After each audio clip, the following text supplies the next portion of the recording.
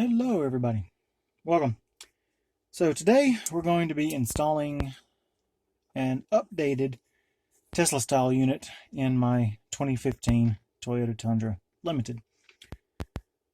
And we're just going to get right on into it. So the first step is take a key and go ahead and make sure you don't have a CD in here. I mean, very few people ever do that still, but it is a good thing to do because you can't get it out after you power it down. Wait for it to do its thing. And I did have one. Alright, so now turn the truck back off. The only tool that you will need for this is a ratchet and a 10mm socket with an extension. This is about a 6-inch extension. If you can get a 9 or a 12, that would be better, but a 6 will do it. The only other thing that you need is some tape. I prefer the automotive painter's tape, and that is for this next step. What I do is take some and run it down inside this crack next to the radio so that you don't damage the finish of your side panels, kind of like this one. I don't know if you can see it. It has a few little minor scratches here and there from one time that I did not do this. So rather than making it worse, let's go ahead and be a little protective on this. Just take it and run it down in the little crack between there. And break that off. And run another little piece down here.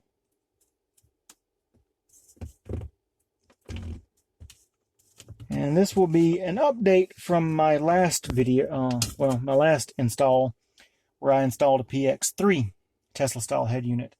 That one was from Phoenix Automotive. This one is actually a Klyde unit, so we will get into that momentarily. And you don't have to have it, but I recommend some type of pry tool to get this bottom panel down here off. What I do is I come in between the air and the AC controls and this bottom panel, kind of gently go in there. Sometimes you might have to use the other side because it's a little thinner. But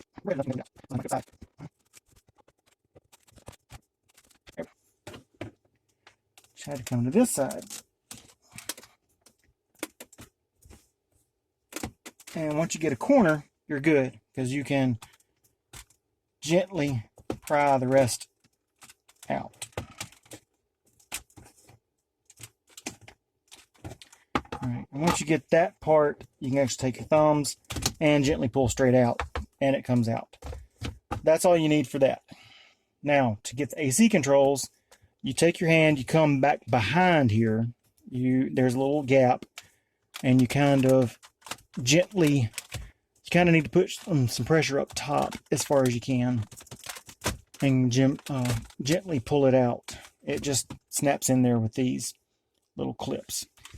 Now, you can come over here and press the little clip there, and disconnect your AC controls. Place them somewhere else. Now under here, there are two 10mm bolts, one here, and then there's two back towards the back, more towards the sides over here. It's really hard to get a good camera angle in there, but when you look, you can see it. And just make sure you have your ratchet going the right way. Some of these bolts sometimes can be a Phillips head also. But from what I have seen in the Tundras, they are always a hex head only. Okay, looks like those are not back there. That's why I could not find them.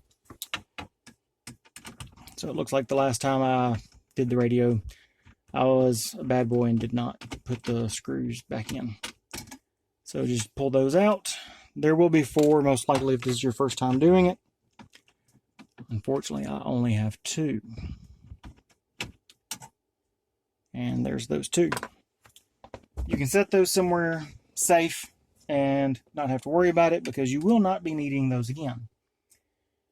Unless you go back with the stock radio or a stock style replacement, not the Tesla style. So what you do on the stock radio is come in behind it like you did the AC and gently pull out, and it will come unclipped from the top. Be careful, because if you notice, the clips stay behind. They don't always come out with the radio. But for now, what I like to do is to take a towel of some sort, microfiber cloth, something, just something to set down so that you can set the radio down and start unplugging. Okay, so let me go over some of these connections. This with your foam is your GPS antenna. You will be reusing that if you are using the adapter to go to the Tesla style. Okay, so you'll do that. Keep that off to the side. This big fat one right here, that is your antenna for your radio, your AM/FM radio. The gray one, that's your USB. You'll need an adapter for that one also. Some units come with them, but some of them you actually have to get a separate unit. A separate adapter. All right, and then so that.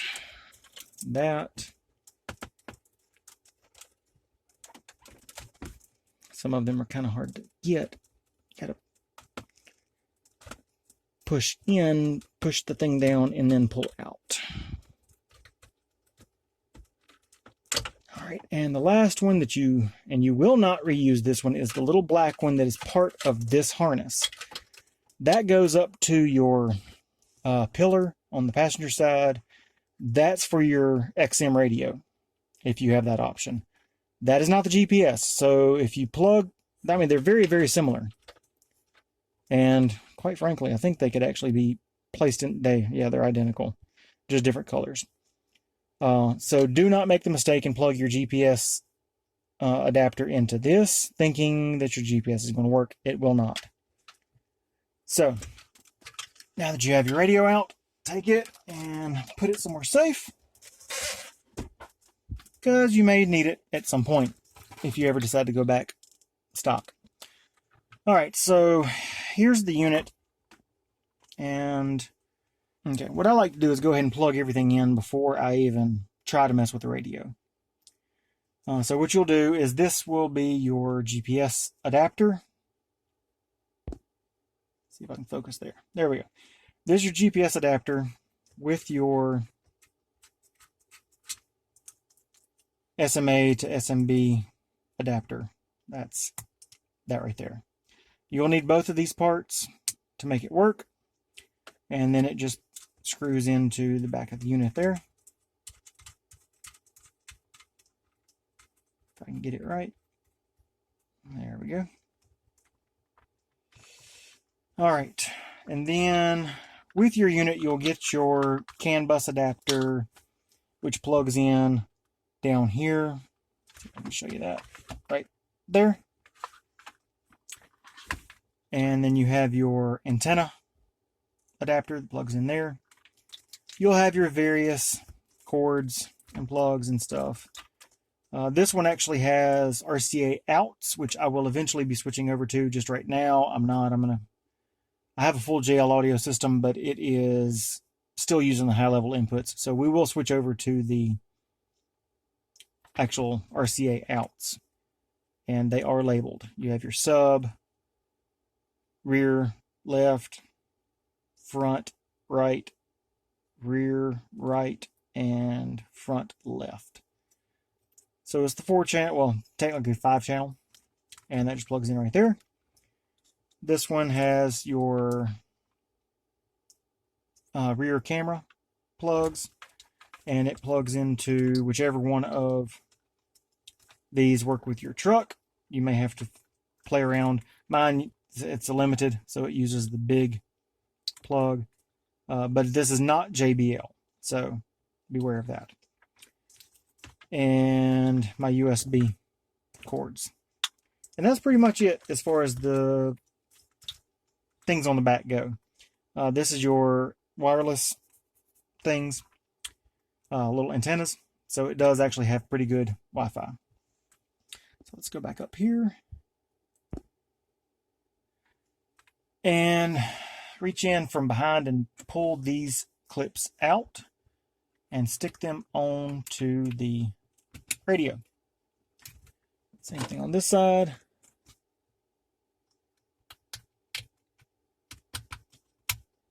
If something happens and you lose one of these, it's not the end of the world. They do sell replacement ones. So, and I will link in the description below to some that I have found that work pretty well. So now we turn this bad boy around, and I usually set it down gently so that I have room to work. All right, so now we need to take our USB adapter, and I go ahead and plug it in one. Now, to be secure, you can actually take some electrical tape and wrap this up. For now, I'm just test fitting it so that we can make sure that everything works. So I'm just going to leave it like this for right now. But if you're going just one shot and done, I highly recommend wrapping it with some electrical tape or some type of, they actually have some automotive fabric tape, which is really good for connectors so it doesn't rattle around behind your dash.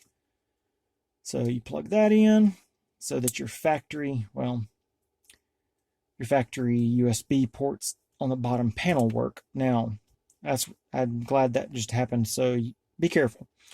Whenever you plug this in, sometimes if you put your fingers here, you'll notice that this pushes out some. It does not make a good connection. So what I normally do is hold right here at the base. Hopefully you can see that. Just to where I can get enough force on the plastic part too, but I'll push in and make sure that the wire on the inside is actually connected. You have to be careful with these like that. And same thing for the antenna. Make sure that you're going in the right way because it only goes one way. And clip-de-doo-dah. All right, and let's do our GPS. All right. And now I do have a front camera, so I'm going to go ahead and plug that in. I believe it goes right there, not there. It's a good thing about these. They're keyed and they only go one place. So I really like that. All right, so now we should be to the main harness stuff. And again, there should be only one place that it plugs in. Be sure that you hold the wires because the connectors on these, they could use some help. Let's see, I need this one, and we need to go that way. And make sure it clicks, and that you can pull in, it doesn't pull out. And that one. All right, and there we go. Okay, so one more.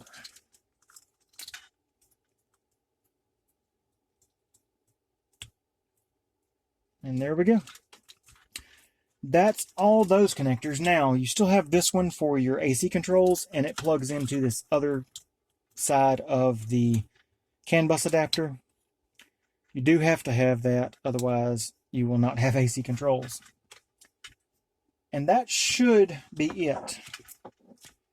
Now, what I like to do is go ahead and run my other USB because it has two long cords.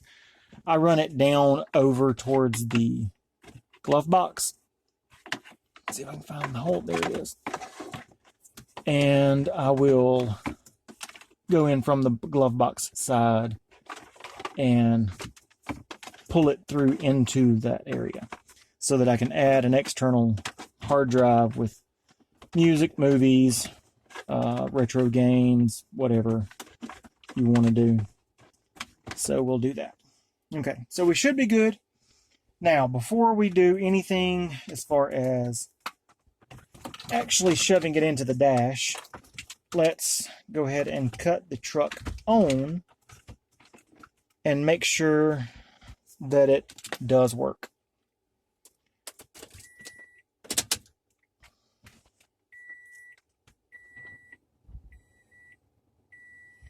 All right, we have power. And the scratches and stuff on here is actually the screen protector. You can kind of see the line for it right here. It's the factory one that came on it. I've had this thing sitting on my test bench for a little while, and most of that's from that. So it'll be okay.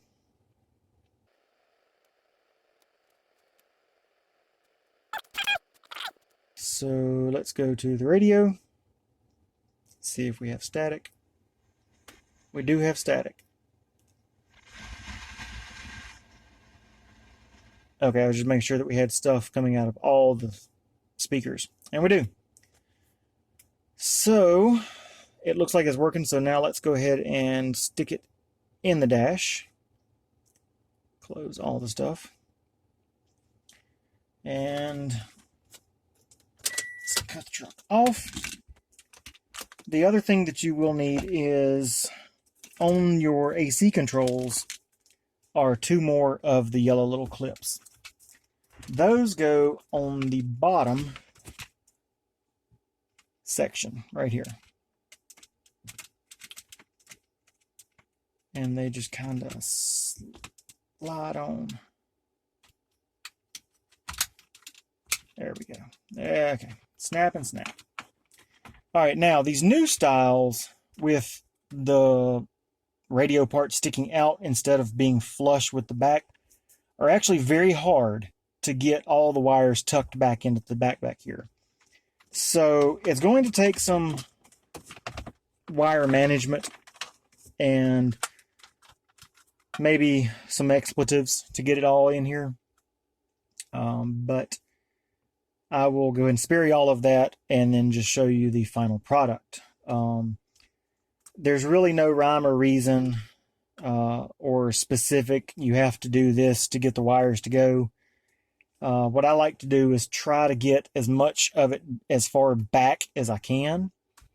And then like the your CAN bus adapter, I tuck up under this part right here. And that seems to work pretty well for me. I am adding a few extras because, like I said, this does have the RCA connections, and I just added them. I've test fit this thing whenever I first got it, and literally, I spent about 30 minutes trying to get it to fit into the dash. So, if you get yours in faster than that, congratulations. So just play with it and try to see what it, how things work, and once you get it done, you'll know. So let me go ahead and get this thing in, and I will pick it back up with y'all after that. All right, so once you have it in there, you can put your bottom panel back in, snap it in, and you can pull your protective tape out. And as you can see, mine still kind of pushes out a little bit sometimes. What you can do is take some electrical tape or fabric tape, whatever you want, just, nothing really too thick, and wrap around the little snaps up here. So whenever you push it in, it helps hold it in. I may have to do that because that is going to get a little annoying. But for now, we should be good. This.